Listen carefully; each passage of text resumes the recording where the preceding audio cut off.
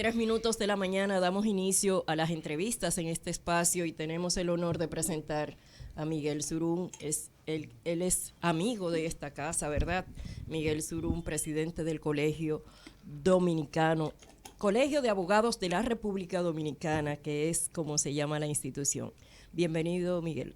Bueno, para mí es una honra, un honor estar aquí presente en compañía de muy buenos amigos, de hermanos, que mucha gente no se imagina lo que yo le debo tanto a Fafa Taveras y a Ricardo Nieves, que mucha gente a lo mejor ignora lo que ha hecho por tanta gente Ricardo Nieves. Un momento muy difícil de mi vida. ¿Qué va? Ese señor que está aquí me salvó de un abuso. Y eso yo nunca en la vida lo puedo olvidar y de corazón.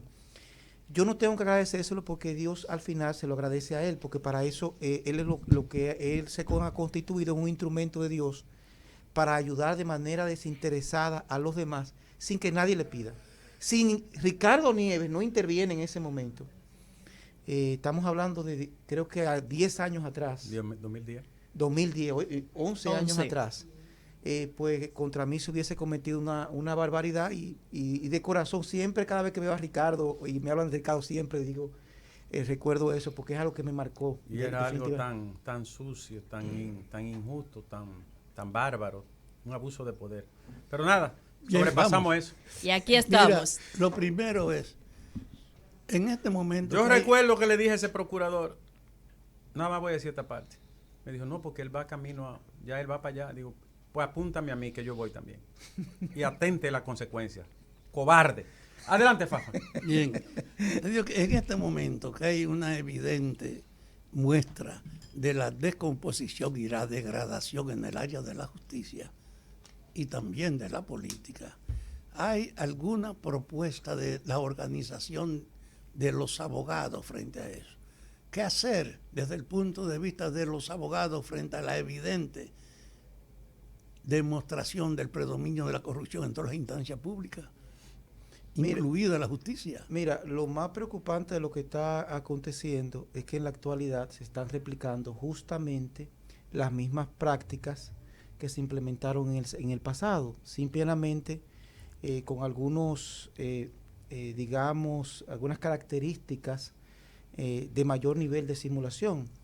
Y lo digo porque es absurdo que se esté hablando en este momento de que se quiere la independencia del sector justicia con reformas constitucionales cuando nadie habla de algo tan elemental y es un planteamiento nuestro como clase de el respeto a la independencia financiera del sistema de justicia. Usted no me puede hablar a mí de lo más difícil si usted no comienza respetando el dinero de la justicia. Estamos hablando de que desde el 2005 a la fecha se han desviado más o menos algunos 200.000 millones de pesos del sector justicia. Que debían de haberle dado, que le correspondían por mandato. Son de la justicia. No, ¿Por qué vía? ¿Por qué vía, Miguel? O sea, la ley 194, hay dos leyes específicamente, la ley 46-97, que es la ley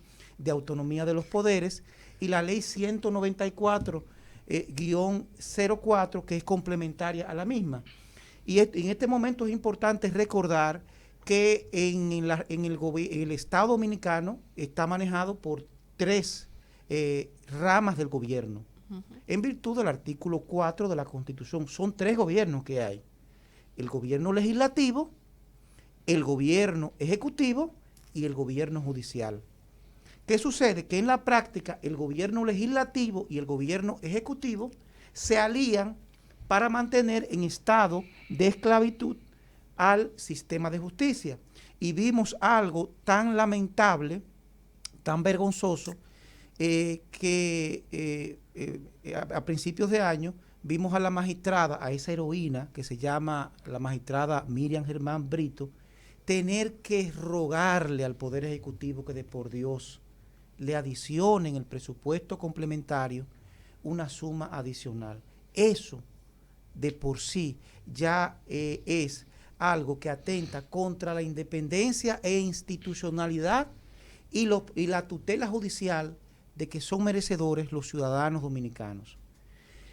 Ese es en cuanto al tema del respeto a esos dineros, que por cierto, el próximo martes nosotros tenemos una audiencia de amparo de cumplimiento porque sometimos tanto al presidente de la República, sometimos al presidente del Senado de la República, al presidente del Senado, al presidente de la Cámara de Diputados, al director de presupuesto, a Contraloría, a la Cámara de Cuentas, a la Procuraduría, al Poder Judicial, en una acción de amparo, porque en esto hay una especie de complicidad. Si a mí me corresponden una determinada, son míos una determinada cantidad, el presupuesto que yo someta tiene que ser sobre la base de esa cantidad.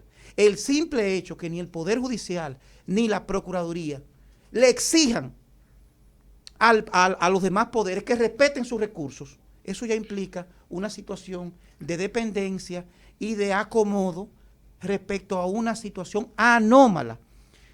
El otro tema, que es igual de grave, es lo referente a lo que está aconteciendo ahora en el Poder Judicial, que es mucho más grave y que indica hasta qué punto las prácticas del pasado se están replicando en el presente gobierno. ¿Qué sucede? Lamentablemente, el Poder Judicial está encabezado por un político. Ahí hay un conflicto que hemos visto que se han manifestado ustedes. ¿Cuál es la crítica fundamental a la cabeza del Poder Judicial? Al presidente de la Suprema Corte. Vamos a hablar, mira, nosotros desde el año pasado fuimos testigos en principio durante la pandemia, toleramos algunas medidas que restringieron la administración de la justicia. Virtualidad, por ejemplo. La virtualidad. No. Que ya está el constitucional de sí, ya eso está fallado. Sí. ¿Qué sucede? Nosotros inmediatamente se aprueban una serie de medidas que evitan el acceso de los procesos, medidas que fueron definitivas, no provisionales por la pandemia, sino que era una especie de carpeta y proyecto que fue aprovechado por la pandemia, pues nosotros interpusimos las acciones correspondientes, alegando la realidad. El Consejo del Poder Judicial no tiene potestades jurisdiccionales ni tiene potestades legislativas. Se aprueba una serie de resoluciones que modifican la normativa procedimental en materia laboral, en materia de tierras, en materia penal, pero concomitantemente con eso se toman otras medidas tendentes a centralizar el control de las decisiones en el Poder Judicial, de forma tal de que se garantice la certidumbre de los distintos procesos, especialmente de los procesos importantes que cursan en nuestro sistema de justicia. El Tribunal Superior Administrativo en septiembre pasado emitió una sentencia ordenándole, confirmando nuestra denuncia y ordenándole al Consejo del Poder Judicial la apertura de las secretarías y la apertura de los tribunales, confirmando la ilegalidad e inconstitucionalidad de las medidas. Inclusive, en uno de sus considerandos, estableció la necesidad de que haya una legislación que, si se entendía que debía incluirse determinados mecanismos tecnológicos, debía ser sobre la base de las garantías fundamentales, especialmente la tutela judicial efectiva, y sobre todo sobre la base de una legislación. Tenemos un año y algo y todavía no se ha cumplido esa sentencia. Pero no obstante eso, el 14 de septiembre es emitida la sentencia número 286-21 del Tribunal Constitucional, donde declaró inconstitucional esos procedimientos virtuales sobre la base, en primer lugar, que esas resoluciones usurparon y abordaron el campo del Congreso Nacional.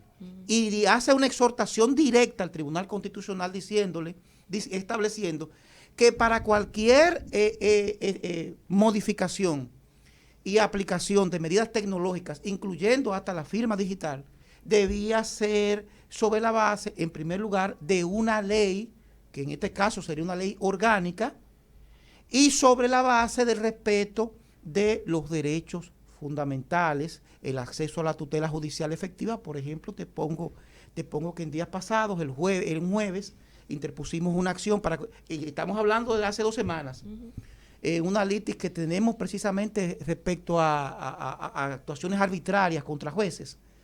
Interpusimos una intervención voluntaria un jueves y vamos el martes a la audiencia. Solicitamos al juez que nos libre acta de que anexo a esa demanda de intervención voluntaria existían varios documentos. Pues, ¿qué aconteció? Que el juez nos explicó que no estaba en condiciones de certificar si estaban o no, porque simple y llanamente no tenía acceso al expediente y que en el sistema no estaban incorporados. Peor aún, ayer inclusive se quejaba un juez de corte estableciendo que estaba prohibido, que aún en las audiencias presenciales que se están celebrando, estaba prohibido imprimir las actas de audiencia. Que inclusive en muchos procesos virtuales, muchísimos, ni siquiera las actas de audiencia se encuentran y que están en una situación de desesperación los propios jueces. Pero concomitantemente con eso, porque él no se ha conformado con conculcar, con violar los derechos fundamentales de la gente, de los abogados y desacatar la sentencia. En febrero pasado, que siempre se decía que el problema era un asunto personal, que sí, que los abogados, que el colegio, que somos representantes de 4.000 pasilleros, como decía él, pasilleros que, por ejemplo, antes conseguíamos una sentencia de aquel lado de divorcio en 10 días y hoy pasan 6 meses, hoy están firmando la sentencia de marzo. Hoy están firmando la sentencia de marzo. ¿Qué sucede en febrero? Nos llaman. En enero, febrero, para dialogar. Como nosotros, cada vez que han llamado al colegio de abogados, hemos asistido. Todas las asociaciones de jueces, todos, más o menos estuvimos de acuerdo, aunque habían inconvenientes con el reglamento de escalafón judicial. Se aprueba la resolución de escalafón judicial, que no es más que el sistema de asignación de puntos en base a tu evaluación de desempeño, en base a tu preparación académica, en base a tu producción bibliográfica, tal y como consagra la ley 327-98. En junio se aprueba la resolución 21, donde se autoriza la publicación de ese reglamento. Se publica el escalafón y solamente está pendiente de las impugnaciones de la puntuación. O sea, ya todo el mundo sabe en qué posición está para fines de ascenso. Perfecto. Pues el 3 de agosto, de golpe y porrazo, el Consejo del Poder Judicial se reúne y borra todo y dice que no, que ya no se vale. Y decide cambiar esas reglas del juego ya establecidas que le concedieron derechos adquiridos a 850 jueces y se cambia absolutamente todo el sistema. Ya no vale el asunto de la evaluación por departamento judicial. Ya no vale la preparación académica, sino solamente la preparación académica de la Escuela Nacional de la Judicatura. Adivinen quién prepara en la Escuela Nacional de la Judicatura. ¿Quién? Luis Henry Molina. Ah, bueno. Ya no vale el asunto de la especialización jurisdiccional. O sea, para el Consejo del Poder Judicial es exactamente lo mismo. Un juez laboral, un juez penal, un juez de familia, un juez civil, un juez de tierra. Exactamente lo mismo. Pero nunca ha sido así.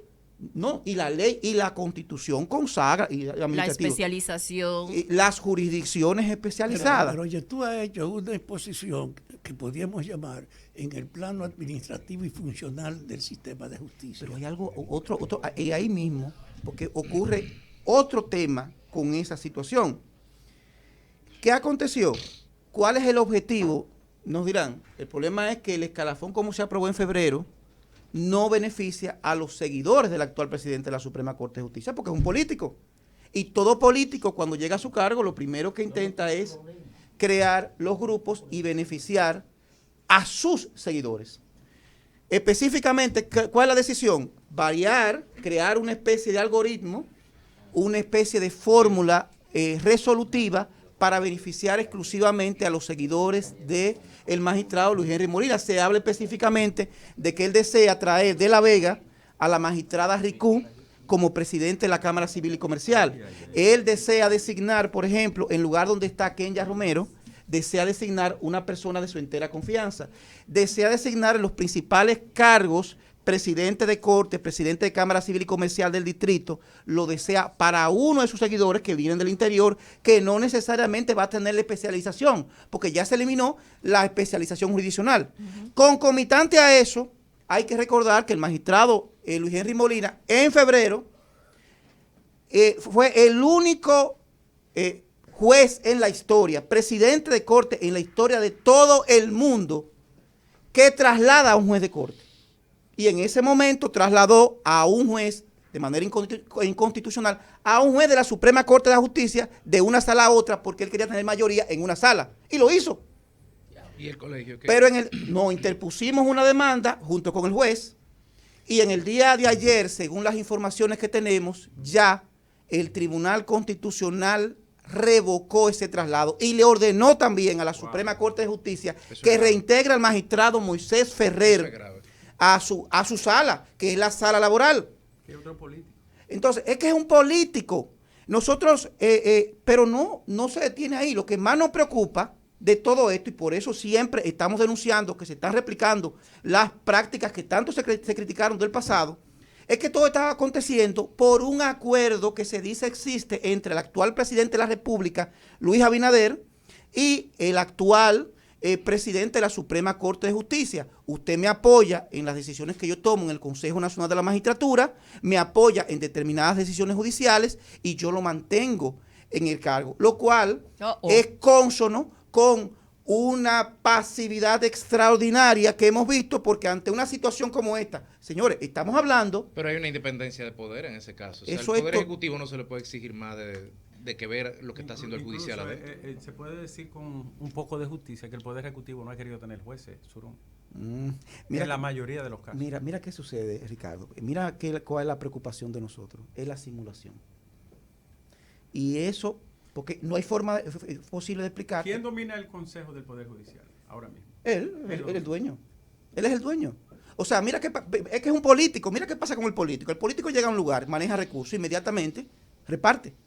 Desde que tú repartes los recursos, olvídate. Ahí tenemos al magistrado Modesto Martínez, un hombre que acababa, y no te voy a decir que tú lo sabías, que acababa con Luis Henry Molina, que nosotros lo apoyamos en las elecciones pasadas del Consejo. Ah, no, yo voy a... Hermano... pero el día pasado emitió un comunicado catalogándome de manera indirecta como enemigo del sistema. ¿Tú te acuerdas la mención de Luis XIV, el Estado Semoa? Si se ataca a Luis Henry, se ataca al Poder Judicial. Esa es la mentalidad que tiene ese monarca del Poder Judicial.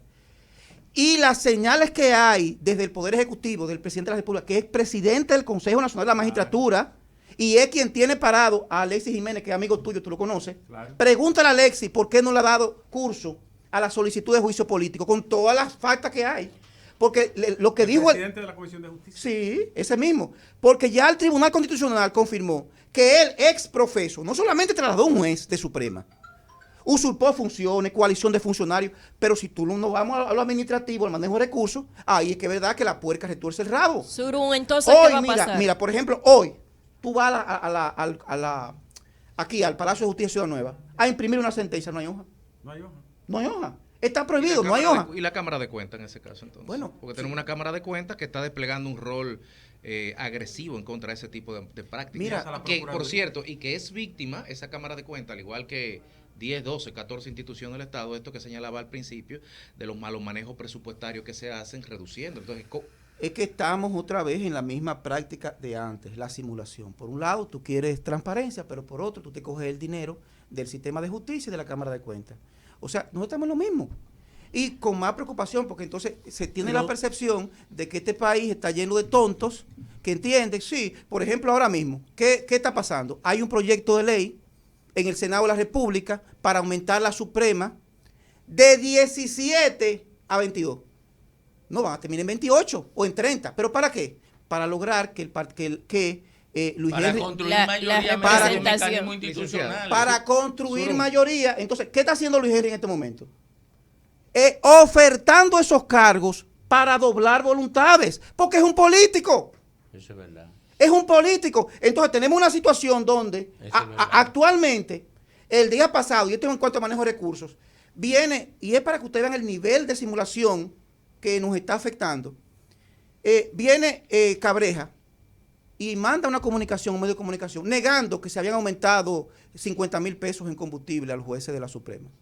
Y por ahí viene la carta de 10 jueces de la Suprema rechazando ese aumento. Entonces, si eso es en cuanto a eso, y si mencionar, por ejemplo... pero si la Suprema Corte de Justicia de un país está en esas pendejaditas, ¿qué puede salir de ahí? No, es que no hay... Entonces, lo que más nos preocupa, Domingo, es que cada vez que el presidente de la República habla de justicia independiente, y lo menos importante, y lo sabe el hermano Ricardo Nieves, lo menos importante en un sistema de justicia, y no lo menos importante, no es tan decisorio, es el Ministerio Público. Lo más importante es quien decide El sistema de jueces. el sistema de jueces. Y Claro. estamos en un sistema de jueces donde en este momento están tratando de acabar con la carrera judicial porque la quieren politizar y quieren un control. Estamos hablando de que los jueces activos han sometido al actual presidente de la Suprema Corte de Justicia, jueces de paz, Está jueces de sentado en corte. el banquillo. Y además, para colmo, Eso no se un ve. juez de Suprema Corte de Justicia sentado en el banquillo de los acusados y no habla el presidente del Consejo Nacional de la Magistratura, no habla el presidente de la Comisión de Justicia, no habla la Cámara de Diputados, no Ricardo. habla, todo lo contrario. Entonces, cuando tú ves eso, que lo que dice es, contrariamente a eso, lo que uno ve son apoyos irrestrictos.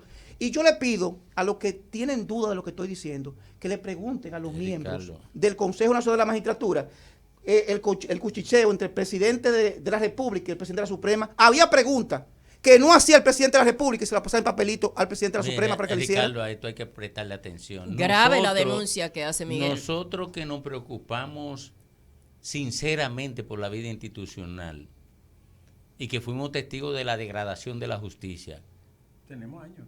oye, tenemos que prestarle atención a esto, porque aquí, Ricardo Nieves, y me estoy dirigiendo a ti personalmente, porque aquí en este país la gente está llena de miedo para enfrentar las inconductas del poder o se convierte en cómplice por omisión. Y después estamos con el griterío por la degradación institucional y supuestamente asumiendo posiciones honestas en defensa de los principales valores que deben adornar una sociedad o su institucionalidad. Después estamos en esa, que es una expresión de simulación.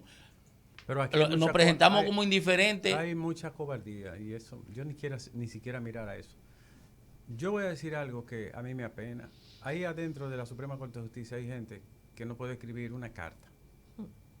Y lo metieron ahí. Pero No esa es puede. una Y desgracia. pasó esa vaina, pasó. Yo no quiero tocar eso. Mira, Surún, finalmente, porque el tiempo nos apremia.